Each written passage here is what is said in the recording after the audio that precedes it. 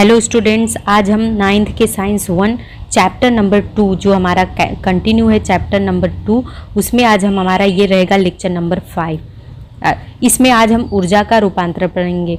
तो इसके पहले हम लोगों ने जो है पढ़ लिया है कि गतिज ऊर्जा, यांत्रिक ऊर्जा के प्रकार पढ़ा, कार्य पढ़ा, गतिज ऊर्जा, स्थितिज ऊर्जा पढ़ा, उसके फॉर्मूलाज कैसे निकलते हैं, डेरिवेशन देखा। आज हम ट्रांसफॉर्मेशन ऑफ एनर्जी यानी ऊर्जा का रूपांतरण कैसे होता है। ऊर्जा के विविध प्रकार होते हैं, हमें पता है, जैसा कि ऊर्जा कई प्रकार के होते हैं, यांत्रिक ऊर्जा, विद्युत ऊर्जा, स्थितिज ऊर्जा, ऊष्मा, ध्वनि ऊर्जा, प्रकाश ऊर्जा, रासायनिक, कई प्रकार की ऊर्जाएं होती हैं, जैसा कि नीचे यहाँ पर आपको ये प्रयोग में दिखाया जा रहा है। तो यहाँ पे कुछ ऐसे उदाहरण दिखाए गए हैं कि खींचा हुआ रबर का टुकड़ा, उसमें क्या होता है, स्थितिज ऊर्जा होता है। वेग से जाने वाली मोटर, उसमें क्या होती है, गतिज ऊर्जा होती है। वाष्प के कारण बजने वाली कुकर की सीटी में ध्वनि ऊर्जा होती है, ठीक है। और यहाँ पे दिवाली में बजने वाले पटाखों में ध्वनि ऊर्जा और प्रकाश ऊर्जा भी निकलती है। यहाँ पे विद्युत पर चलने वाला पंखा विद्युत ऊर्जा, चुंबक का उपयोग करके चलने वाले क्या होते हैं, लोहे के बाहर निकलना, कचरे में से लोहे का बाहर निकलना और जोर से आवाज़ होने के कारण खिड़कियों के कांच का फूटना, ये सब उदाहरण दिए हुए हैं।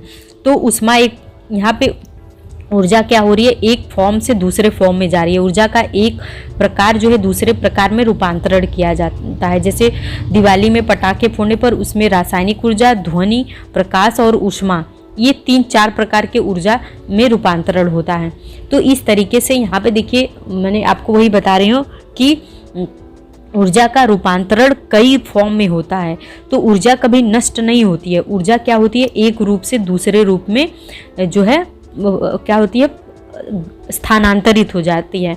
तो यहाँ पर देखिए एक कृत बना के दिया हुआ है कि यांत्रिक ऊर्जा जो है, इंजन पंखा चलता है, विद्युत ऊर्जा, और विद्युत ऊर्जा से क्या होता है, इंजन पंखा चलता है यांत्रिक ऊर्जा में, और जनित्र सेल होता है। तो ये यहाँ पे विद्युत ऊर्जा से क्या होते है, ऊष्मा, गर्मी, हीटर भी चलता है और तापक भी होता है। यहाँ ध्वनि ऊर्जा मतलब हम लोग स्पीकर और टीवी, टेलीविज़न और होम थिएटर ये सब भी बजाते हैं। और यहाँ पर देखिए रासायनिक ऊर्जा में भी परिवर्तित होता है, प्रकाश बल्ब जलाते हैं, प्रकाश ऊर्जा में चेंजेस होते हैं। तो इस तरीके ऊर्जा देखिए, ये इसमें कन्वर्ट हो रहा है तो फिर ये इसमें कन्वर्ट हो जा रहा है, ये इसमें कन्वर्ट हो रहा है तो ये इसमें कन्वर्ट हो रहा है। तो क्या होता है, ऊर्जा कभी नष्ट नहीं होती, वो केवल एक से दूसरे फॉर्म में चेंज हो जाती है। तो वहीं पर यहाँ पर क्या दिया हुआ है कि ऊर्जा की अविनाशितता का नियम। तो यही एक नियम यहाँ पर है कि law of conservation of energy.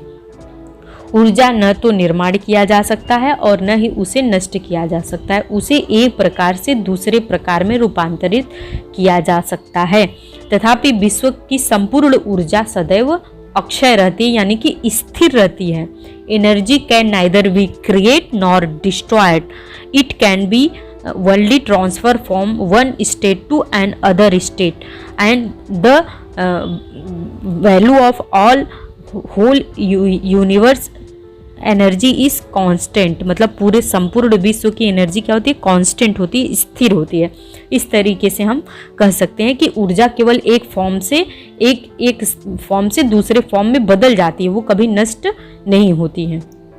जैसे यहाँ पे एक करके देखने के लिए कृत्य दिया हुआ है कि धागा और नट बोल्ट को समान ऊंचाई से हम लेकर, देखिए यहाँ पर एक लोलक तैयार किया गया है और इसमें क्या कीजिए, धागा का आधारक क्षैतिज के समांतर हो। अब इन दोनों को क्षैतिज के समांतर जो है, ऐसे क्षैतिज के समांतर धागे को जब हम पर्याप्त रूप से दोलन करते समय एक दूसरे से न टकराए, ऐसा हमें ध्यान देना है। तो दोनों की जब हम ऊंचाई समान रखेंगे तो दोलन करेंगे और थोड़ी देर बाद हम निरीक्षण करेंगे तो हमें क्या दिखाई देगा कि कुछ समय बाद जब हम गति करने के बाद ये धीरे धीरे क्या होती है, गति कम हो जाती है और उसी समय स्थिर लोलक धीरे धीरे गतिशील होता है। अर्थात एक लोलक की ऊर्जा दूसरे लोलक की ऊर्जा में प्राप्त हो जाती है। यहाँ पर देखिए ये अब एक लोलक को पहले जब हम इस लोलक को घुमाएंगे, मतलब ऐसे पकड़ कर छोड़ देंगे, लेकिन ये जो है दूसरे को टच नहीं करना है।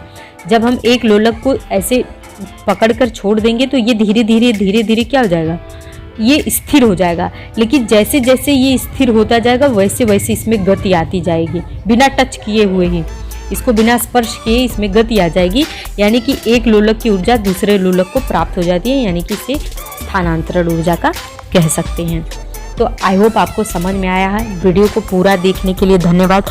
अगर अभी तक आपने चैनल को सब्सक्राइब नहीं किया है तो प्लीज़ सब्सक्राइब कर दें। मिलते हैं अगले वीडियो में।